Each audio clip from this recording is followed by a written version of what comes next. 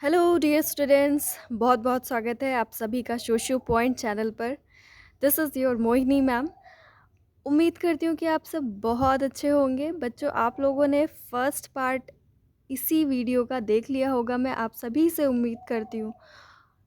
और मुझे कमेंट करके बताइए कि वो समझ में आया है कि नहीं आया। बहुत डिटेल में था, आपको पूरा कॉन्सेप्ट क्लियर करने की कोशिश की गई है ना। थोड़ा सा फीडबैक आप लोग कमेंट सेक्शन में लिख दिया करो, है ना, जिससे मुझे भी पता चले। क्योंकि फिर टाइम वेस्ट करने का फ़ायदा नहीं है अगर आपको समझ में नहीं आ रहा है। मेरा एम यही है कि आप लोगों को समझ में आए। अगर यही एम सक्सेसफुल नहीं होता है तो फिर बेकार है मेरा टाइम वेस्ट करना, है ना। तो इसीलिए थोड़ा सा फीडबैक दिया करो आप सभी लोग, है ना। किसी एक से नहीं कह रही हूँ, सभी लोग बताइए कि वो कैसा लगा वीडियो, क्या नहीं समझ में आया, है ना, या समझ में आ गया है। ठीक है। और साथ में आप लोगों को बता दूं कि ये मैं आप लोगों को कॉन्सेप्ट क्लियर करती हूँ। आप लोगों की ड्यूटी है कि आप लोग खुद से बुक पढ़िए, है ना। ये कहीं पर रिटर्न में मौजूद हो तो उसको रीड करिए। ठीक है। लास्ट वीडियो में हम लोगों ने क्या क्या पढ़ा, यही टॉपिक था, sociology as a humanistic discipline, समाजशास्त्र एक मानविकी विधा के रूप में, जिसमें हमने डिटेल में जाना कि कैसे वो मानविकी विधा के रूप में डेवलप हो रहा है। और उसके बाद हमने कुछ उसकी विशेषताएं पढ़ी। Main features of humanistic orientation जाने, मानविकी उन्मेष से संबंधित प्रमुख विशेषताओं को जाना हमने। ठीक है। आज हम लोग क्या पढ़ने जा रहे हैं, मानविकी उन्मेष से संबंधित प्रमुख उपागम, major approaches related to humanistic discipline. ठीक है। अब आप अगर पिछला वाला वीडियो याद करो तो उसमें मैंने आप लोगों को बताया था कि सोशियोलॉजी को साइंस की तरह सब लोगों ने पहले ट्रीट किया। उसके बाद कुछ ऐसे शुरुआती दौर में ही कुछ सोशियोलॉजिस्ट आ गए जिन्होंने कहा कि पूरी तरीके से हम इसको साइंस की कैटेगरी में नहीं रख सकते। जैसे कि इसमें नाम आता है डिल्थे का, है ना, रिकर्ट का, है ना, रिकर्ट का भी नाम आता है,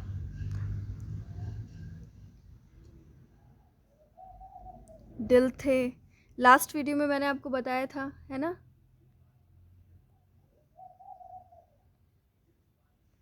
है ना, डिल्थे, रिकर्ट। तो इन लोगों ने कहा कि इन लोगों ने इस बात को हाईलाइट किया कि नेचुरल वर्ड और सोशल वर्ड में डिफरेंस है। इसके अलावा हिगल का भी नाम आता है। ठीक है। उन्होंने भी कहा कि जो है हम पूरी तरीके से इंडिविजुअल के आइडियाज़ को दरकिनार नहीं कर सकते सोसाइटी की स्टडी करने के नाम पर, है ना। इन्होंने कहा कि विचारों का भी बहुत महत्व है ना। अब देखो, हम कुछ अप्रोचेस पढ़ेंगे जो कि आपकी ह्यूमनिस्टिक डिसिप्लिन से रिलेट करती है। अच्छा देखो, आपको याद होगा मैंने लास्ट वीडियो में भी शायद बता दिया है, हाँ बता दिया है, कि ऑगस्ट कॉन्ट ने पॉजिटिविज्म दिया है ना, पॉजिटिविज्म, प्रत्यक्षवाद, है ना। उन्होंने कहा प्रत्यक्षवाद को अगर आप अपनाओगे तो आपकी स्टडी साइंटिफिक हो जाएगी। उसके बाद ये जो आपके पॉजिटिविज्म के खिलाफ गए कुछ समाजशास्त्री, उनको क्या कहा गया, नॉन पॉजिटिविस्ट, है ना। और उनकी अप्रोचेस क्या कहलाएंगी फिर, नॉन पॉजिटिविस्ट अप्रोचेस। या मतलब अप्रोच मतलब क्या, जिसके हिसाब से वो काम करते हैं वो उसको अप्रोच कहते हैं ना। तो इन सब का विरोध जो साइंटिफिक वाले थे, उनका विरोध 18th सेंचुरी से ही शुरू हो गया था, है ना। शुरुआत अगर हम कहें तो लेट 18th सेंचुरी से शुरू हो गया था कि आप ह्यूमन और साइंस में थोड़ा डिफरेंस करिए। ठीक है। उसके बाद 19th सेंचुरी के एंड तक आते आते नॉन पॉजिटिविस्ट थॉट्स और मेथोडोलॉजीज डेवलप हो गई, है ना, अच्छे से। तो नॉन पॉजिटिविस्ट अप्रोचेस होते हैं वो जो ह्यूमनिस्टिक डिसिप्लिन से रिलेटेड होती हैं।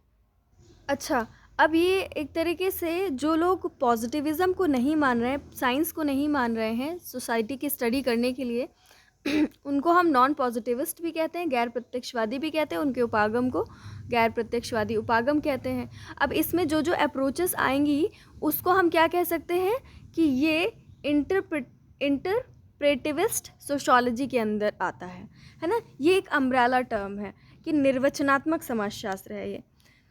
मतलब उन सारी अप्रोचेस को, उन सारी मेथडोलॉजीज़ को जो कि साइंस को फॉलो नहीं करती हैं पूरी तरीके से, साइंस की मेथडोलॉजीज़ को। देखो, चीज़ों को सिस्टमैटिकली सभी लोग स्टडी करेंगे, वो कहीं ना कहीं साइंटिफिक तो होंगी, है ना, लेकिन डिफरेंस क्या है, वो प्योरली साइंटिफिक नहीं होंगी। जिन चीज़ों की हम सिस्टमैटिकली स्टडी कर रहे हैं वो साइंटिफिक हो जाती हैं, लेकिन प्योर साइंटिफिक नहीं होंगी, सेम एज नेचुरल साइंसेस की तरह हम उनको ट्रीट नहीं करेंगे। तो अभी हम जिन जिन अप्रोचेस का नाम लेंगे वो सब हम इंटरप्रेटिविस्ट सोशोलॉजी के अंदर रखेंगे, है ना। This is an umbrella term. और ये इंटरप्रेटिविस्ट सोशोलॉजी या निर्वचनात्मक समाजशास्त्र की शुरुआत किसने की? तो इसमें नाम आता है किसका? मैक्स वेबर का। नाम सुना होगा आपने, है ना। मैक्स वेबर का नाम आता है।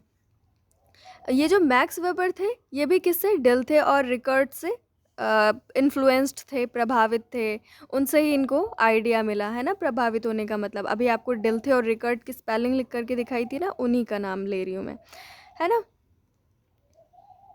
और ये जो इंटरप्रेटिविस्ट सोशोलॉजी है, तो इसका सबसे पहले इसके बारे में उन्होंने अपनी किताब में बताया था, जिसका नाम है, मैक्स वेबर की बात कर रही हूँ, जिसका नाम है methodology of the social sciences.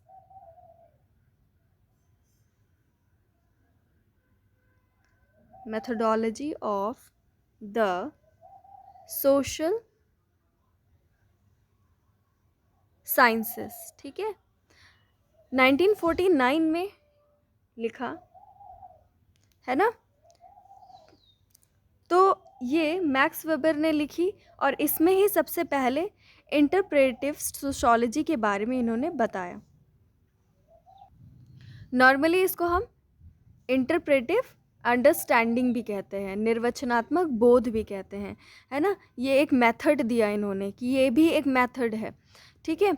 लेकिन ये जो मैक्स वेबर हैं, ये फॉर्मलिस्टिक स्कूल के हैं, ये भी ध्यान रखना, ये स्वरूपात्मक संप्रदाय के हैं, है ना। इसके अलावा इन्होंने बहुत सारी साइंटिफिक मेथडोलॉजीज़ भी दी, बट इन्होंने ये भी बताया, ठीक है।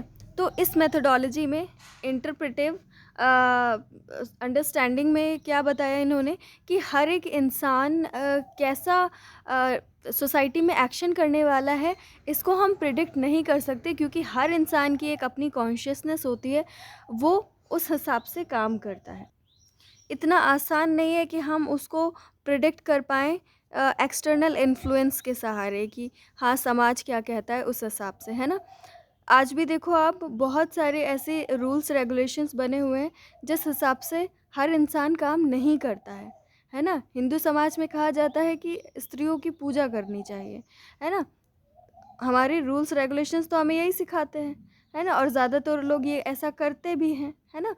लेकिन बहुत सारे ऐसे लोग हैं जो बहुत बड़े बड़े क्राइम कर देते हैं, जो कि स्त्रियों के खिलाफ होते हैं।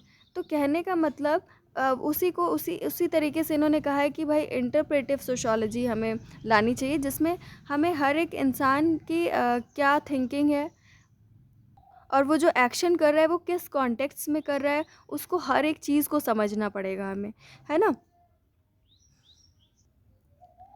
सो we can say that individual has a voluntary will and his thoughts cannot be understood simply in terms of external influence, ठीक है। अब इन्हीं मैक्स वेबर से प्रभावित होकर के आगे चल के प्योरली नॉन साइंटिफिक अप्रोचेस की शुरुआत हुई, मतलब कि विशुद्ध गैर प्रत्यक्षवादी उपागमों की शुरुआत हुई, है ना, जिसमें आप अभी फेनोमेनोलॉजी, एथनोमेथोडोलॉजी, है ना, इन सब को पढ़ोगे। एकदम शुरुआती दौर की बात करें तो इसमें जिन समाजशास्त्री का नाम लिया जाता है उनका नाम है जॉर्ज सिमल, है ना। जॉर्ज सिमल ने बहुत ही शुरुआती दौर में शुरू कर दिया था गैर प्रत्यक्षवाद को, ठीक है, या नॉन पॉजिटिविज्म को, ठीक है। उसके बाद शिकागो स्कूल ने इन सारी चीज़ों को आगे बढ़ाया, जिसमें मतलब इसके बाद ये ट्रेडिशन चलता रहा कि भाई नॉन साइंटिफिक चीज़ें होनी चाहिए, जिसमें आपको Louis Firth, Robert Park, Mead, है ना, इन सब के नाम सुनने को मिलेंगे, ठीक है, तो चलो हम एक-एक करके चीज़ों को समझने की कोशिश करते हैं।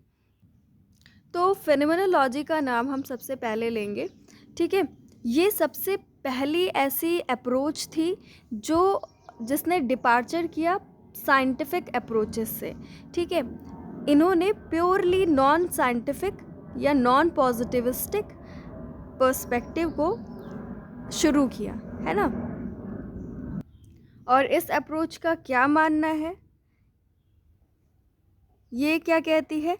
It argued that subject matter of natural sciences and social sciences are fundamentally different. मतलब मूलभूत रूप से जो समाजशास्त्र की विषय वस्तु है, मतलब जिन चीज़ों को हम पढ़ते हैं समाजशास्त्र में, और जो नेचुरल साइंसेस की हैं, है ना, साइंस जो प्योर साइंस है, उनकी जो विषय वस्तु है वो डिफरेंट है ना? आपको पता है जो प्योर साइंस होते हैं उसमें हम बेसिकली नॉन लिविंग थिंग्स और ऐसी चीज़ जो जिनकी कोई कॉन्शियसनेस नहीं है, जिनकी कोई सोसाइटी नहीं है ना? इन सारी चीज़ों की स्टडी करते हैं हम, है ना? पेड़ पौधे, एनिमल्स और इन सारी चीज़ों की केमिकल रिएक्शंस ये सब देखते हैं। बट इसमें क्या है, हमारे समाज में क्या है, मैन जिसमें कि कॉन्शियसनेस है, ठीक है? Material things don't hence Material things don't enhance. Methods of natural sciences cannot be applied on has consciousness.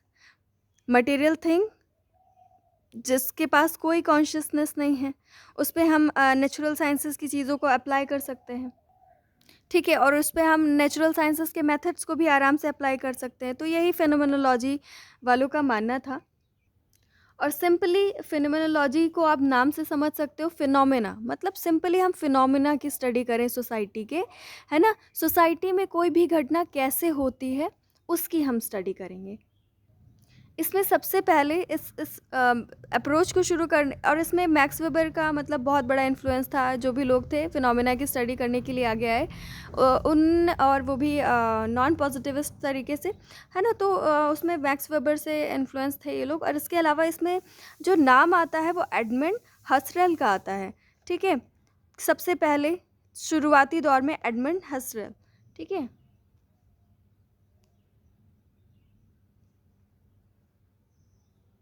ठीक है, HUSSERL। उसके बाद फिर अल्फ्रेड शूट्स ने इसको बहुत ज़्यादा डेवलप किया।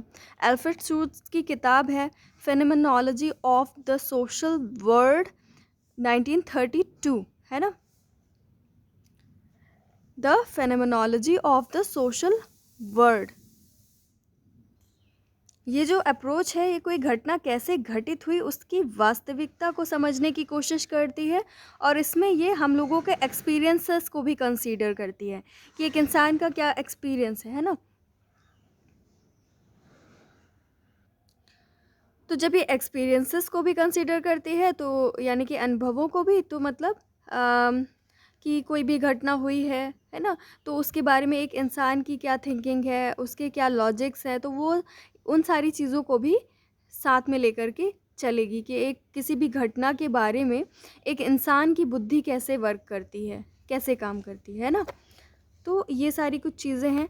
इसमें आप लोगों को मैंने जब कॉमन सेंस पढ़ाया था तो उसमें टिपिफिकेशन बताया था ना, और बताया था कि ये अल्फ्रेड शूट्स का है, तो इसमें टिपिफिकेशन भी आ जाता है। आपको लाइफ वर्ड के बारे में बताया था, है ना? कॉमन सेंस जब पढ़ा रही थी आपको बताया था ना कि ये डेली एक्सपीरियंसेस पे बेस्ड होता है। तो वो ही सारी चीज़ों की एक तरीके से स्टडी कौन करता है? ये आपके जो फिनोमेनोलॉजिस्ट हैं, ठीक है, या प्रघटना शास्त्री हैं। इसमें आपको और भी कुछ बुक्स इससे रिलेटेड आगे चल के मिल जाएंगी, है ना? जैसे इन्होंने 1932 में अपनी किताब लिखी phenomenology of the social world, और उसके बाद आपको पीटर बर्जर की किताब और लकमैन के साथ इन्होंने लिखी पीटर बर्जर ने the social construction of reality, जो कि 1967 में लिखी गई। तो मतलब ये सारी चीज़ें आपको मिल रही हैं आगे चलते चलते, मतलब ये ब्रांच भी डेवलप होती गई। इसके बाद आती है नेक्स्ट अप्रोच सिंबॉलिक इंटरैक्शनिज्म या प्रतीकात्मक अंतरक्रियावाद। इसमें आपको नाम देखने को मिलेगा मीड का, है ना? मीड मीड का नाम देखने को मिलेगा और इनके शिष्य थे हर्बर्ट ब्लूमर, है ना। ये जो ब्लूमर थे, इन्होंने ही ये जो टर्म है प्रतीकात्मक अंतर्क्रियावाद या सिंबॉलिक इंटरैक्शनिज्म, इसको कॉइन किया था, ठीक है। और इसमें किस बारे में बात की गई कि हमारी जो डेली लाइफ है ना, उसमें जैसे हम बातचीत करते हैं, मतलब हमारे इंटरेक्शन को कि मीनिंग को जानने पर बल दिया गया कि हम किस तरह इंटरेक्ट करते हैं, मतलब सिंबल्स भी यूज़ करते हैं, ठीक है, जेस्चर्स भी यूज़ करते हैं। तो मतलब सारी चीज़ों को इंक्लूड करके ये पता लगाने की कोशिश की गई कि हम आपस में जो इंटरेक्ट करते हैं उससे किस तरीके से मीनिंग्स बनते हैं, नए नए मीनिंग्स, है ना। तो इसमें बेसिकली इंटरेक्शन की स्टडी की जाती है, जैसे कि आपको नाम भी समझ में आ रहा है, सिंबॉलिक इंटरेक्शनिज्म। मतलब हमारे दिन प्रतिदिन के जो आपस में बातचीत मतलब किसी भी तरीके से हम आपस में जो कनेक्ट करते हैं, तो उसका मीनिंग, है ना, मीनिंग ढूंढने की कोशिश की गई। जैसे फॉर एग्ज़ाम्पल मेरे बारे में जैसे लोग सोचते हैं, है ना, लोगों की बात कर रही हूँ, मेरे बारे में जैसा लोग सोचेंगे और फील करेंगे, है ना, तो उसको मैं क्या करूँगी, उसको हमेशा कंसिडर करूँगी और हमेशा ये कोशिश करूँगी कि लोग मेरे बारे में अच्छा ही सोचें, है ना, अच्छा ही फील करें, है ना। तो क्या है, इस तरीके से मतलब कैसे हम एक दूसरे से प्रभावित होते हैं, एक दूसरे से कनेक्ट करते हैं अपने आप को। जैसे मीड ने समाजीकरण के बारे में एक तरीके से बताया है ना। एक छोटा बच्चा कैसे धीरे धीरे चीज़ों को सीखता है ना।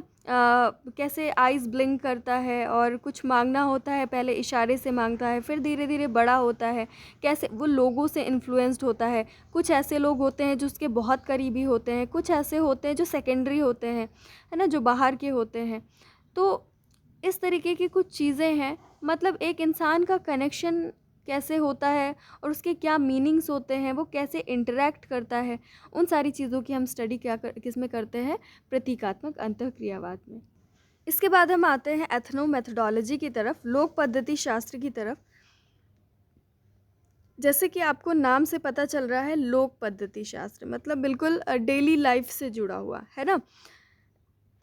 उसमें हम इससे पहले फिनोमेनोलॉजी में हम क्या कर रहे थे, उसमें हम घटनाओं की स्टडी कर रहे थे और उसके बारे में लोग क्या सोचते हैं, उनके एक्सपीरियंसेस की भी स्टडी कर रहे थे।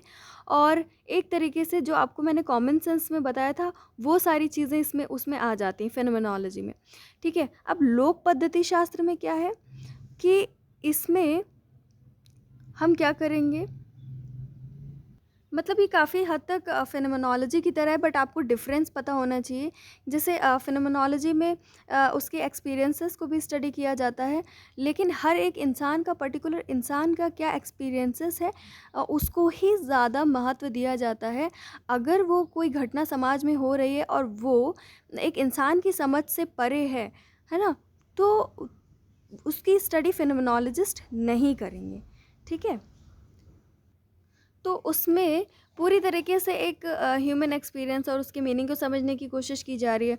और इसमें लोक पद्धति शास्त्र में क्या होता है, हम उसके जो व्यवहार हैं, जो भी बिहेवियर है एक इंसान की, उन सारी चीज़ों की स्टडी करने की कोशिश करते हैं, ठीक है। और सबसे पहले इसको शुरू किसने किया, और इसमें ये अमेरिका के थे, नाम लिखा हुआ दिख रहा है आपको, हेरोल्ड गारफिंकेल, ठीक है। और